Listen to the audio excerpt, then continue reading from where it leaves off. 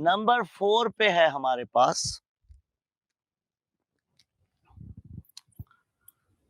Reciprocal pronoun.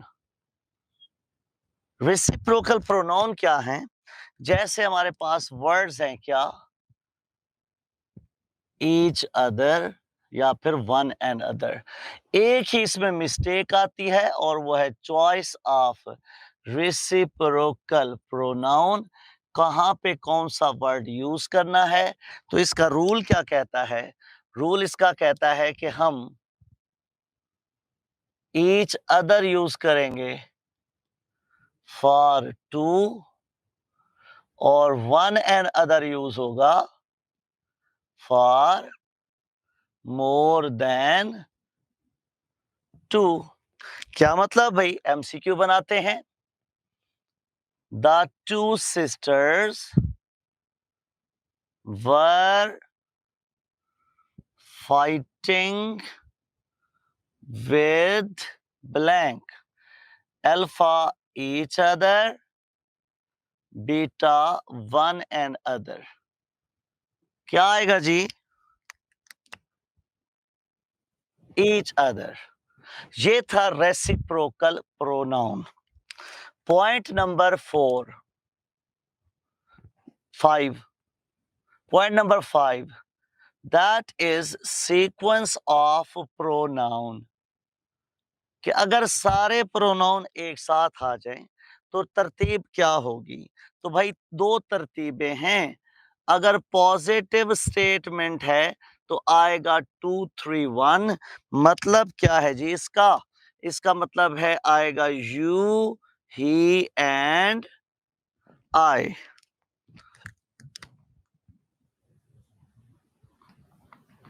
और अगर negative construction है, नेगेटिव पर्पस है, तो आएगा क्या? 1 3 और 2।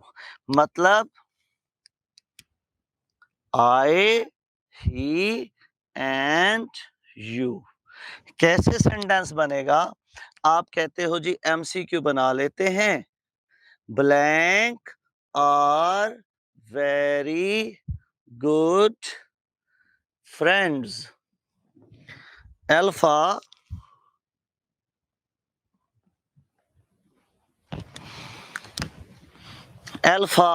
you, I and he। beta he, you and I। Charlie, you,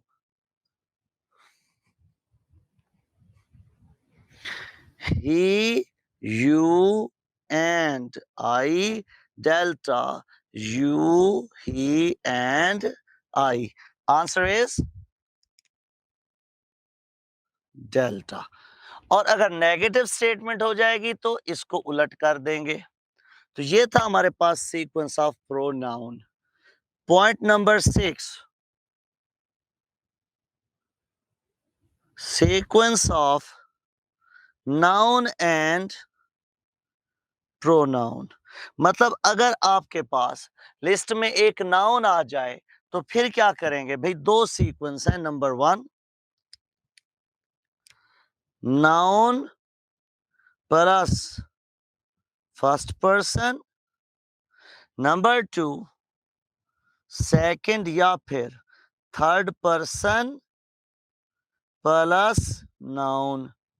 ये दो पैटर्न हैं। क्या मतलब है जी इनका? अभी बताते हैं।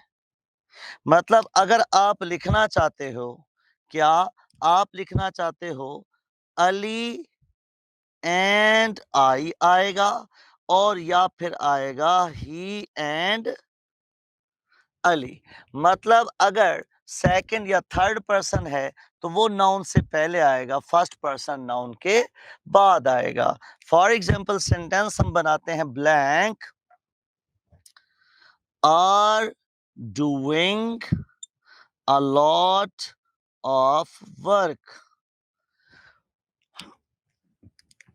सेंटेंस आ गया alpha, my father, you and I. Beta पे आ गया you, I and my father, Charlie पे आ गया my father, I and you, delta पे आ गया you, my father and I. क्या करेंगे बेटा?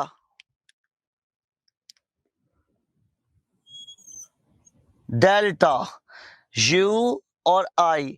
अब नाउन है दरमियान में, ठीक है जी, तो यू यहां पे आएगा, नाउन इधर आएगा, फर्स्ट पर्सन आ गया। अगर आपने दोनों को इकट्ठा करना है तो एमसीक्यू में मैंने दोनों को मर्ज कर दिया, तो ये हम कहेंगे क्या? नाउन और प्रोनाउन का सीक्वेंस है। पॉइंट नंबर पे आ जाएं जी 7 पे। टॉपिक है हमारे पास डिस्ट्रीब्यूटिव प्रोनाउन। डिस्ट्रीब्यूटिव प्रोनाउन क्या है जी? डिस्ट्रीब्यूटिव प्रोनाउन है जैसे हमारे पास वर्ड्स होते हैं आइदर, नाइदर, एनीवन, नन। ये वर्ड्स हमारे पास है। क्या एरर है, क्या आता है भाई? दो ही पॉइंट्स आते हैं, एक तो आती है चॉइस और दूसरी आती है वर्ब। चॉइस में क्या है? पहले चॉइस की लिस्ट बना लेते हैं कि चॉइस कैसे है। तो हम कहेंगे इधर और नाइदर जो है ये होता है किसने के लिए? For two. एनीवन और नन ये यूज करते हैं फॉर मोर देन टू। क्या मतलब है इसका? Sorry, either of the three sisters is going. क्या मिस्टेक है बेटा इसमें? 3 लगाया है तो आइदर यूज नहीं होगा। मतलब या तो आइदर लिखना है तो आगे लिखो टू सिस्टर्स, या फिर लिखो एनीवन और आगे लिखो थ्री सिस्टर्स। तो ये डिफरेंस आएगा। दूसरा वर्ब का पॉइंट क्या था जी? वर्ब का पॉइंट ये था कि वर्ब इज ऑलवेज सिंगुलर। ये था डिस्ट्रीब्यूटिव प्रोनाउन। अब हमारे पास आता है स्ट्रक्चर क्या है जिसे हम कहते हैं भाई अनक्लियर एंटीसीडेंट। अनक्लियर एंटीसीडेंट क्या है? पहले तो वर्ड एंटीसीडेंट क्या है उसकी डिस्कशन करते हैं। एंटीसीडेंट किसे कहते हैं? एंड देखो आप यूज करते हो Ali is my friend, full stop, he is my class fellow, right. अब ही के लिए हमने क्या किया? ही किसके लिए आया? ही आया अली के लिए। अब अली जो है वह अली जो है वो ही का एंटीसीडेंट कहलाएगा। क्या कहलाएगा? एंटीसीडेंट। किसका? ही का। तो होता क्या है कि सम टाइम हमारे पास हम प्रोनाउन तो यूज कर लेते हैं लेकिन वो जिसकी तरफ रेफर कर रहा होता है वो जो है वो हमारे पास सही नहीं आ रहा होता, मतलब क्लियर ही नहीं होता कि किसकी तरफ जा रहा है। तो इसका क्या सोल्यूशन है? पहले जरा लिखते हैं। For example, Salma and Sadia are two friends, I like her. भाई हर किसके लिए आ गया? अब ये तो सादिया के लिए भी आ सकता है, सलमा के लिए भी आ सकता है। ये तो पंगा पड़ गया, टेंशन पड़ गई कि हर किसके लिए है, दोनों लड़ पड़ेंगी। तो इसका सोल्यूशन क्या है? इसका सोल्यूशन ये है भाई, नंबर 1, रिपीट द नाउन, कि आप अपने नाउन को रिपीट करो या फिर वर्ड यूज करो। कौन से वाले? फार्मर या फिर लेटर। मतलब हर नहीं यूज करेंगे बल्कि लिखेंगे क्या? Salma and Sadia are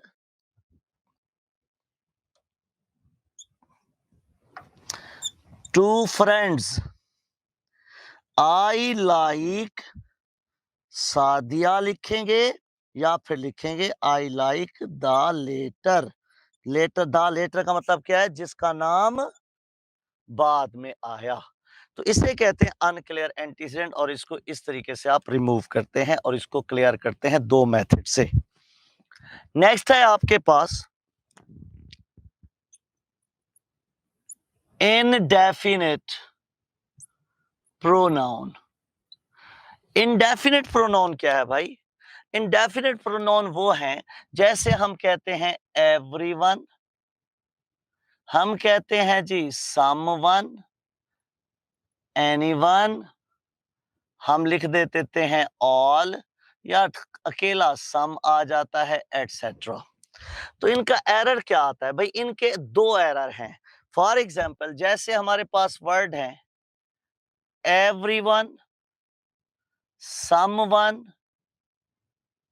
anyone, right? इनके साथ क्या पंगा है, क्या टेंशन है? एक तो इनके साथ टेंशन है क्या कि वर्ब इज ऑलवेज सिंगुलर। इनके साथ वर्ब तो हमेशा आप सिंगुलर यूज करेंगे। लेकिन अगला क्या है? अगली पॉइंट ये है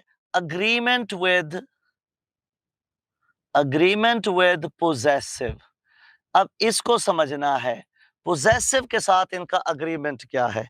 मैं कहता हूं सेंटेंस है एवरीवन शुड डिपॉजिट ब्लैंक फी। अब यहां पे देखो, यहां पे हमें कोई पोजेसिव चाहिए तो इसके लिए प्रेफरेंस यूज करेंगे। क्या यूज करेंगे? प्रेफरेंस। नंबर 1 सबसे अच्छा ऑप्शन है कि आप लगा दें हिज और हर। दूसरे नंबर पे आपके पास ऑप्शन है कि आप लगा दो देयर। थर्ड आपके पास है क्या कि आप लगा दो इसके साथ अकेला हिज। क्लियर होगी बात? तो हम कहेंगे एवरीवन शुड डिपॉजिट या पहले नंबर पे प्रायोरिटी, मतलब आप कह सकते हैं कि इसके साथ क्या 5 स्टार लगे हुए हैं, राइट? और इसके साथ क्या है? उससे थोड़ी कम प्रेफरेंस है, एरर कोई भी नहीं है और इसके साथ ये 1 स्टार है। तो ये इसका डिफरेंस रहता है कि आप इसमें तीनों यूज कर देते हैं। बच्चा क्या प्रॉब्लम क्या होता है? पढ़ाया क्यों गया? पढ़ाया इसलिए गया कि बाज दफा बच्चा ये समझता है कि भाई इनके साथ कोई एक आ सकता है, मतलब वो कहेगा देयर इनके साथ नहीं आ सकता। नहीं भाई, आप इनके साथ देयर भी यूज कर सकते हैं और इनकी प्रेफरेंस का पैटर्न ये वाला है, राइट? इसके बाद लास्ट पॉइंट क्या है? लास्ट पॉइंट है then and cases of pronoun। then और cases of pronoun, मतलब then के साथ क्या लगाते हैं? जैसे हम लिखते हैं ना he is stronger than, क्या आना चाहिए बेटा? I के me, I, he is stronger than I। Clear होगी बात? देन के बाद देखना होता है कि पहले हमने क्या यूज किया। यहाँ पे सब्जेक्ट है तो यहाँ पे भी सब्जेक्ट ही हम यूज करेंगे। मजीद इसकी केसेस ऑफ प्रोनाउन और देन के लिए एलएमएस के ऊपर मेरा लेक्चर देख लेना, क्योंकि अभी जो टाइम है वो तो कंप्लीट हो चुका है, राइट? एलएमएस के ऊपर मजीद सिर्फ इस पॉइंट के लिए एलएमएस के ऊपर मेरा लेक्चर देख लीजिएगा। That's very much clear. उसमें बहुत सारी एग्जांपल्स भी आ जाएंगी, बातें भी आ जाएंगी। और ये था हमारा आज का जो है वो प्रोनाउन का लेक्चर और ये हो गया कंप्लीट। आप इसका स्क्रीनशॉट ले लें, इसे बना लें। अपना बहुत सा ख्याल रखें, खुश रहें। अस्सलाम वालेकुम।